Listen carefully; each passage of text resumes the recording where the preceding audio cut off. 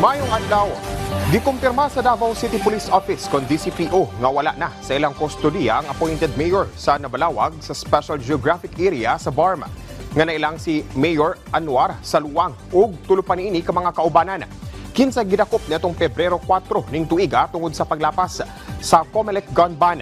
Human nakuhaan og armas sa checkpoint sa Armed Forces of the Philippines kon AFP ug sa Philippine National Police kon PNP sa Sirawan, Turil, Davao City. Pagpaklaro sa DCPO, wala sumala pa na kumpleto ang mga gikinahanglang dokumento aron nga ma-inquest ang mong mayor ug kaubanan niini.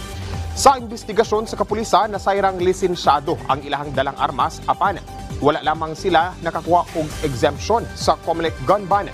Hinuon gipasalig sa DCPO nga magpasang-at gyapon sila og kasong paglapas sa Republic Act No. 10591 o ang Comprehensive Firearms and Ammunition Regulation Act subay sa Omnibus Election Code of the Philippines batok sa mong mayor ug driver niini.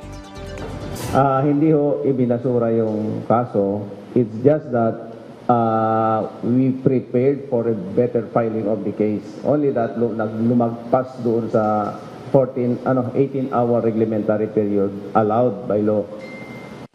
Nakadawat og irrigation pumps, power sprayers ug water tanks ang piling mga farmer cooperatives sa Baguio District, Davao City. Kini pinaagi sa tabang sa programa sa Davao City Agri Office ug sa pakigalayon sa Apo Agua Infrastruktura Incorporated ug Davao City Water District. Tingwa niini nga mapaligon ang kaandam sa mga mag-uuma sa lugar nga apektado sa El Nino.